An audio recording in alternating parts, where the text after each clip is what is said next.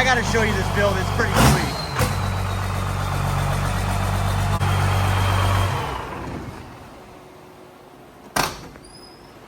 What's up? We got a problem. We got a problem. We got a big problem. So You got to pop the hood first. yeah, Pop the hood. So these guys actually built this here at the shop. We're actually at Dirty Diamond Diesel. She was pretty much wrapping this build up, and yeah, really close. I mean, they really had to fabricate this to make this work. Little bit of tidying still going on with the headlights and stuff. This truck got completely rewired. Everything wiring in this brand new. Man, sounds good though. Sounds good. So you got the engine and all that dialed in. You just gotta. Oh, and the interior. Check this out really quick. We'll talk about the rear end here in a second. That sucks though, because this thing is. This is a dually, brother. He's even got like the. Check this out. I know that wasn't easy. No, Has it all wired up. It's almost done. Speedo, if you look over here, all this is tied into that. So you have diesel tack adapter, GPS speedo. It's got the retro sound radio in it. Bluetooth, by the way. This was a customer's touch there. He wanted to do all that stuff. And then, like I said, we put the vintage air kit in it. So it doesn't have air conditioning, but it does have heat. And it's got a full standalone wiring harness. Your fuse box is now down here. And it's still a mess in here. It's got brand new carpet. It is a 4-wheel drive truck, but the What year is it? It's a 77. Wow. So So this is what they call a dent side, huh? this is a Dent side high boy. It's got the cowboy hat holder. Look at that. And That's this was a nice actually touch. the customer's grandfather's truck. So it holds a huge sentimental value to him. And we basically put the truck, it's sitting on a 98 Dodge Ram Cummins frame and chassis, 4-wheel drive. But so we made this body fit on that chassis. So the motor mounts, all that stuff. You got all is that on your Dodge. channel though, right? You have Yeah. You have it pretty much well documented. It's pretty well documented. It's been a very long project for us. What was the hardest part of? Oh, you know what? Let's go ahead and just get to the rear end of Yeah. this, because let's get to what matters. And this actually didn't look. This whole truck did not look like this when it first showed up. They even outsourced a really nice flatbed for it. It looks really nice. And I think the wheels were not there either. I'm not sure about that, but yeah, no, and we're kind of keeping it simple, but you know, obviously the truck does not have a new paint job on it. It is an old paint job. Seen it too. We've got stock headlights in it. Nothing crazy there. You know, it's got some patina there, a little dent. this would be a cool UCC truck. A little dent, it would. But this is where we ran into a problem that we didn't know we had until we got the truck pretty much wrapped up. We get the wheels put on it. We're getting ready to drive it down the road with the wheels on it, and we notice if you look at it from this angle here, Yeah, you can see the back end just canted a little that bit. tire is poking out. We're gonna call her Mr. Krabs. That She's crab walking. That rear right's walking. That's a good name for this truck, Mr. Krabs. Mr. Krabs. Yes. And we had to drive it from the old shop here to the new shop when we moved over here, and I noticed it the whole time I was following Bailey when he was driving it. I'm like, dude, this thing it's crab walking down the road. It wasn't until we got these new wheels and tires put on it that we were able to determine that. Because before we just had like a blank on there so we could move it around. Mm-hmm. But what I think's happened, The axle tube. and that's what sucks the most about it, is I supplied the axle. I had it, and when the customer brought me the truck, I was like, I already got one, so you can just buy it from me. Well, of course, it's bent, so I've got to take care of it for him. So you just didn't know when you bought it. I had no idea. I bought a whole truck, non-running, that, believe it or not, I think it was hit in the back, but I don't think it was hit that bad, you know, and it had a rusty bed on it and rusty everything, but the engine ran, and looking at it from right here, it is so obvious, but the whole axle tube itself is bent back, so someone's got in a collision in the previous truck, and it's had to just smash that axle tube back. That's the only thing that makes sense to me. I don't know how else it would have happened. Yeah, how would that have exactly? Yeah. I mean, they had to somehow drive over something, and it just hit these two tires and stopped it. I mean, we were thinking maybe take the axle tube out, put a new one in, but that seems a little too involved, and then weld it up. But I mean, like, what's the idea here? Well, here's the problem that we ran into is this is a Dana 80 disc brake rear end. They only put this rear end in a select amount of 2001, 2002 Dodge Ram diesels. That's the only ones you could get it in. With the same gearing. With the same gearing, the same purchase, the same yoke to accept the Dodge drive shaft. So I was really, really having to go out on a limb to find one. A lot of the ones I would find, it was like sketchy. So you found one? Oh, we got one. Oh, we got to see it. We now got another truck for this project. Just wait for it. I'm gonna tell you how much you paid for it. This is pretty cool. Really cool truck. All right, I didn't mean to interrupt your story, but you bought another truck to fix this. Yeah, 4,500. $4,500. How many miles? All of them. Like 350,000. But dude, I don't know if you knew this or not, I didn't. but this is a Gerstern Cummins. Okay, so miles are nothing. Okay. I don't know why I went to pop the hood, because when I bought it from the guy, the hood doesn't latch, like no matter how much you mess with it. And I was like, is this okay? Like, did you drive it home like that? He's like, oh yeah. Hey, it's got a latch. It'll hold. Oh yeah, I mean, it just doesn't, you know, that's what you get. It's all right. Just put some bushings on it. No, it's not. Did it come with an air filter or air filter delete or what? No.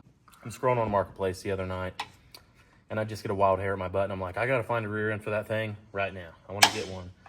And I'm like, I'm just gonna buy a whole truck. So this one popped up, and we'll get to that later, why I bought the whole truck. So this one popped up, I hit the guy up, I'm like, hey, what's your bottom dollar on it? He had it listed for $5,300. I said, I'll give you $4,000. He's like, no, I got 45 in it, that's what it takes. At this point, I'm like, I don't care. I need the truck so bad, I'll just buy it. So get up in the morning, Mason jumped in the car with me, we ran, it's just local right down the road. And ran, picked it up, drove it. There was obviously a lot of issues. Obviously, you know, we get there and it has way more stuff wrong with it than what. How's the blow by on this thing? No blow by. Nice. But this is a 5-speed manual truck, right? So I get there, and we'll show you this here in a second too. I forgot about that. Rattle can. We get there, yeah, it's a rebuilt title, and the guy's like, well, nice seat. he said, you know, you're gonna have to pump the clutch pedal up to get it to go into gear. He said, you'll probably have to start it out of gear. I'm like, no big deal. He's like, but the transmission was just rebuilt. I'm like, great. New clutch in it. Transmission was just rebuilt. Me and Mason take it on a ride. Third gear grinds. Can't get it into any of the other gears without floating them. Clutch hydraulics don't work at all. Whatever, you know. I'm like, that's no big deal. Synchronizer for third gear, they might have forgot to change it or something when they were rebuilding it. Then I get it home, and you'll see what's going on under here. Oh, is it leaking? It's leaking transmission fluid. Bad. Oh, dude. So I drove it home like that, so I'm going to have to go through the transmission again, but... So you was pretty much low on fluid when you got it? Yeah. Yeah, I'm sitting here negotiating, and, you know, his point is, well, the transmission's just been rebuilt. Yeah, but so I'm you wouldn't looking even at it, think and I'm twice. saying, but all the fluid's being dumped out of it, you know? But it's a Cummins, man. It's But- normal. It's all good. So I buy it anyways, drive it home. And it's like, well, what am I going to do with the rest of the truck? I did get my disc brake Dana 80 rear end, so I'm super stoked. Yeah, so about that's that. going to fix the problem. And that was the Gonna biggest fix that reason stuff. why. Yeah, so that's a lot of the reason why I bought it. But I also have a 27,000 mile F Super Duty OBS Ford, and you guys kind of get where we're going. We're going to have a spare transmission and a spare engine, and He's going to do a Cummins.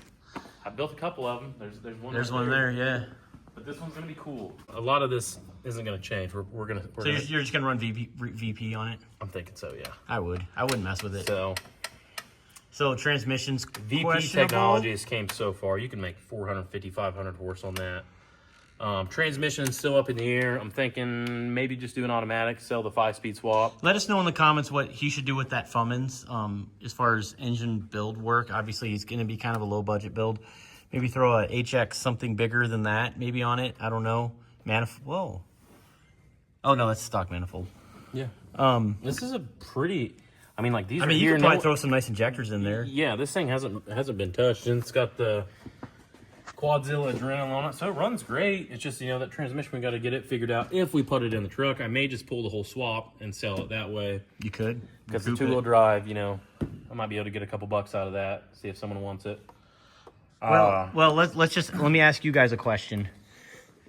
With the issues that he had, would you pay $4,500 for this truck? It's got a little bit of rust on it, but the box is straight. There's a lot of really good usable parts on it. So now that we're walking around looking at it, other than the hole in the bed for the absolutely the most beautiful smokestack I've ever seen in my life. Yeah, that's freedom. It does have a nice bed on it. It's really not bad. Yeah, I mean, we don't know Like, until we pull this off. But it doesn't matter. You don't see them.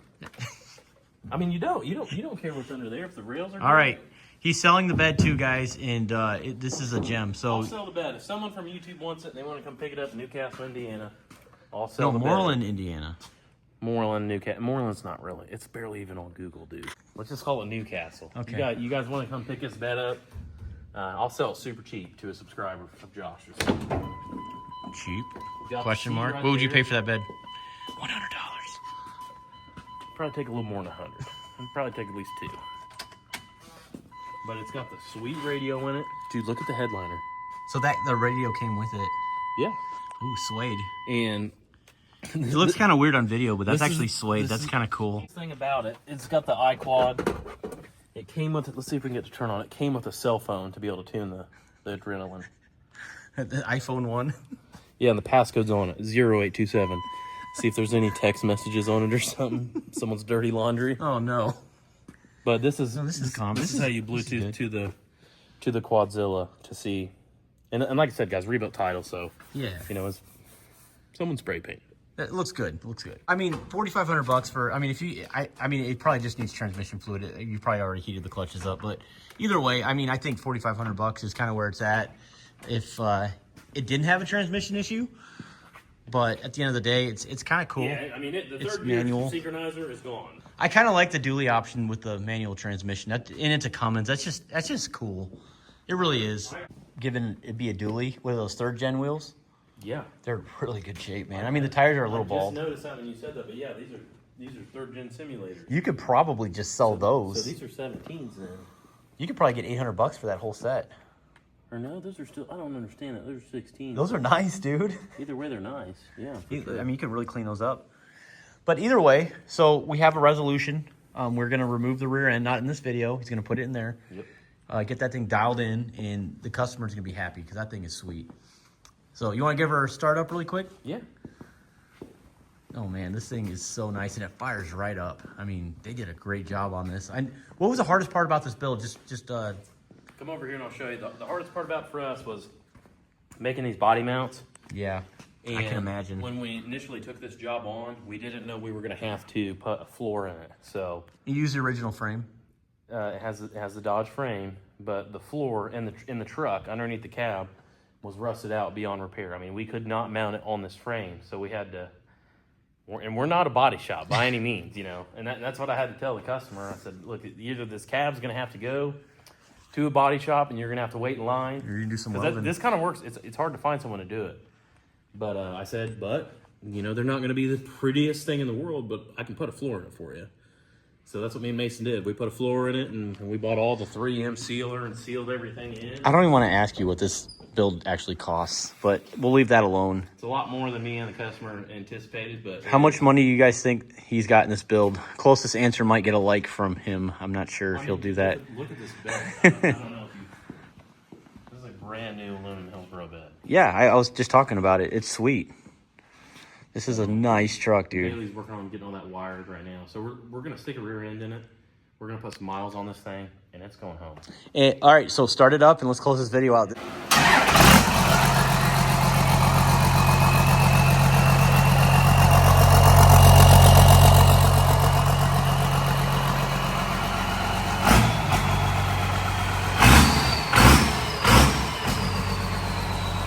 That is sweet. Yeah. Once more time. Full pressure. The only thing we don't have hooked up yet is the fuel level, and that's it. That's the only gauge. Not bad, not bad. We kept we kept the standard tractor style shut off, so the key doesn't shut it off. You gotta Of course, you got to cut it off. You got a fuel shut off, but my thought on that whole process was this truck from the factory was a gas and it had a choke, and I was like, well, we got to keep that cable to simulate that choke. It's just shutting it off now, so That's not a bad idea. Most people do that anyways. kept the factory key, you know, factory key, factory ignition. It's one of a kind for sure. And One of one. And I know we were talking about the interior earlier, so I don't know if you want to go back and clip this in, but we pulled the whole dash out of this, took all the old wiring out, stripped it down to nothing. I mean, you can even see here the speaker wiring for the doors is new, with new grommets going through the cab, just so we didn't have to worry about it. And we put sound deadening insulation all along the firewall. So if you get in here and shut the doors and start it, even with the hood stack, it's not very loud. And once he puts the exhaust out the back, you're not going to know you're in a 77. That's true. Because it's so quiet. He's got sound deadening all underneath the floor, the whole firewall on the outside. How many hours do you have in it? Too many. the firewall on the outside, we weren't necessarily going for show truck on this. We were going for usability and comfortability. So even though it's not the most desirable look, all that insulation on the firewall, it's double walled. It's a heat retardant. It's super expensive, but it helps keep that noise out of the cab, so it's enjoyable to drive, because the customer want to be able to drive this truck wherever. So, and then obviously we relocated both batteries to the side, built a nice battery box, so everything's over on this side. So very cool. It's turned out really great. I don't know if we mentioned that before, but it's got a water-to-air intercooler to center the axle, to center the fender over the front axle. You have very limited space, and this truck has a factory second-gen Dodge radiator in it, which is a big thing. You know, that was hard to do. So you got to fabricate that up. Yeah, I have probably 20 hours in that. But it's got a water-to-air intercooler off 6.7 Power Stroke, so it's pretty cool. Well, you guys know he does come and swaps at the shop, whoa. so hit him up. I know this wasn't a very fun project, but it's definitely worth it at the very end. It's very cool, but I'm honest with you. I'm going to be sad to see it go. I'm attached to the truck already. Oh, obviously. I know every inch of the truck, so it's going to be pretty hard for this one to leave. But I'm just so excited for Don to get it back and him be able to enjoy it and pull a trailer with it and go do all the stuff. Him and his dad were talking about taking this thing on a cross-country road trip and going and buying, like taking a trailer with him and buying an old car to restore. Wow. So I think that's really cool, and I'm glad that I was able to be a part of it. I just hate that it took us so long. I just hate that the rear end issue. I mean, if this build would have been wrapped up, he'd be driving. yeah, you'd be done. But hey, you know what? You got a cool truck out of it. But I will see you later. Check them out, Dirty Diamond Diesel, Moreland, Indiana again. Hopefully you enjoyed the video. We'll see you on the next one. Stay tuned.